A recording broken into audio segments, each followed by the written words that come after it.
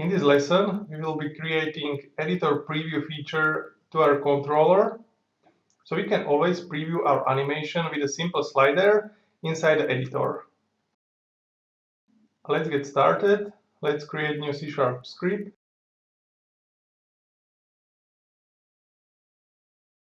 And call it controller_editor preview.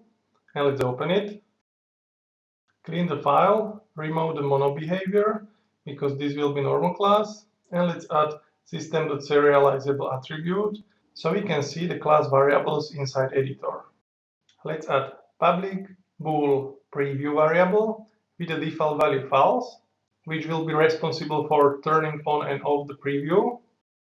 Then let's add public float preview result with the attribute range from 0 and 1, which is the same range our driver have, and this attribute will show our preview result as a slider.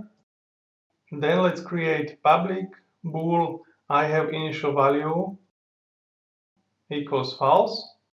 We will be using this variable because first we need to store initial values of the controller so we can restore them after the preview will be off. And let's create two variables to store our initial values. First will be public float initial float, and second public vector3 initial vector3. Currently we only need these two types, float and vector3, because our three controllers are using either vector3 or either float to changing our values, but in the future you can add more if you want some special controller. And the last variable, we need to add public string initial string, which will be showing our initial values inside inspector, which will be very useful for setting our animation from and to values. Now, some public values we don't want to see inside inspector, so we need to create attribute hide in inspector and copy it also to initial float and initial vector3.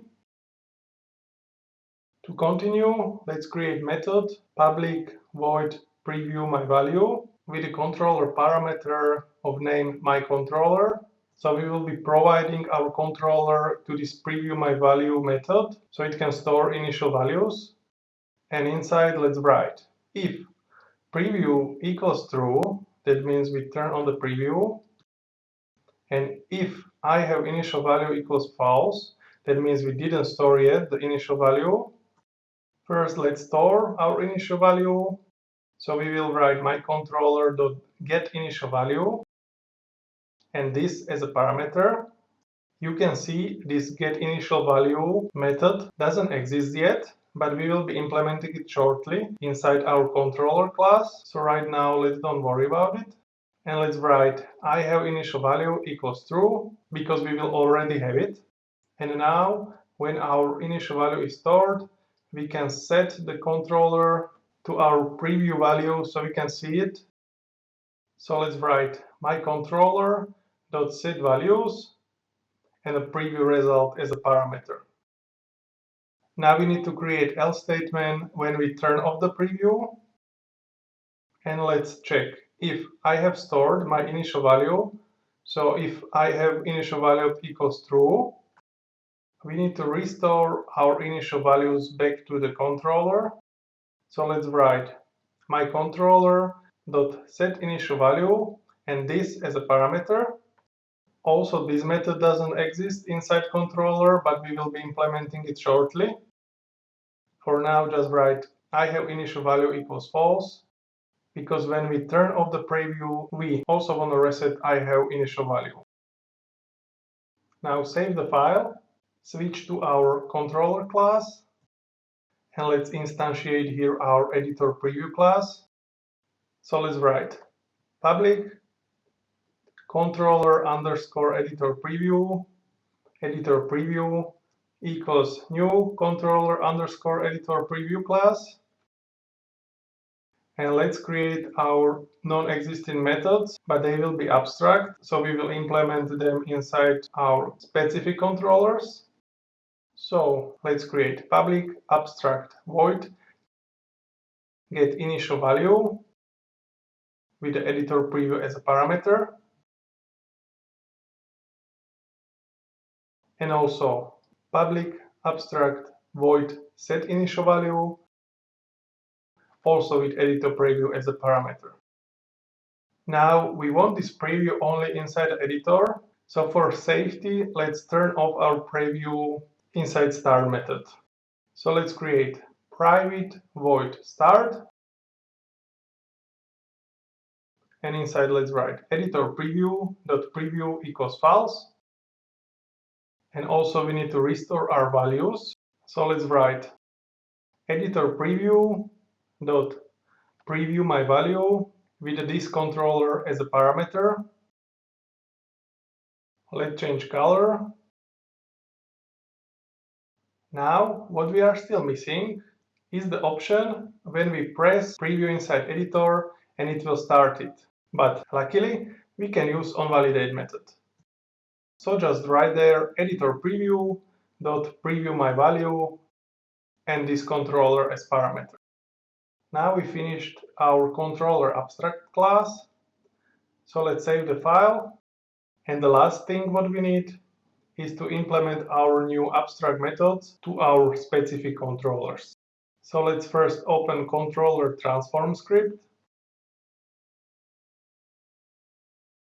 After a red line show up, let's click implement abstract class. Our two new methods appeared, so we can clean it. And in the first method, we need to store our vector3 initial value from this controller. So let's write editor preview.initial vector3 equals get transform. And let's store also initial string so we can see it inside editor. Let's write editor preview.initial string equals editor preview.initial vector3.toString. Inside second method, we will need to set back the initial value to the controller. So let's write set transform with the editor preview.initial value vector3 as a parameter. Let's change the colors. Let's save the file and open controller image. We will need to do the same. So let's implement abstract class, clean the methods, and let's write in the first one switch statement with the anim type as a parameter. And to store our fill image value, let's write editor preview.initial float equals myImage.fillAmount.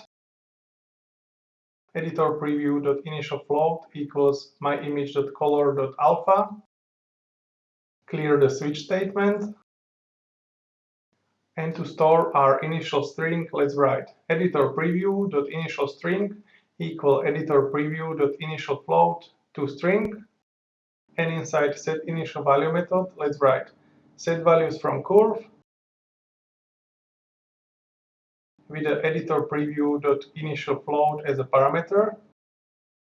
Let's change the colors and save the file. And let's open the last controller canvas group script. Again, let's implement abstract class and let's clean it first. And to the first method, let's write editor preview.initial float equals myCanvasGroup.alpha. And for the initial string, let's write editor preview.initial string equals editor preview.initial float.toString. So now our initial value is stored. To restore it back, let's write in a second method set canvas group alpha with the editor preview.initial float as a parameter. Let's change the colors, save the file, and we can test it. Let's select star01, press preview, and now when we move our preview result, we can see animation preview inside editor. Just keep in mind, because our preview class is very simple, always first turn off the preview if you are changing animation type or in axis variable, because the change can be permanent. So to try different axes, first turn off the preview, change the axis, turn it on back, and we see our first start jumped in a different position. And the reason is because our initial value in this axis is 249, as we see in an initial string.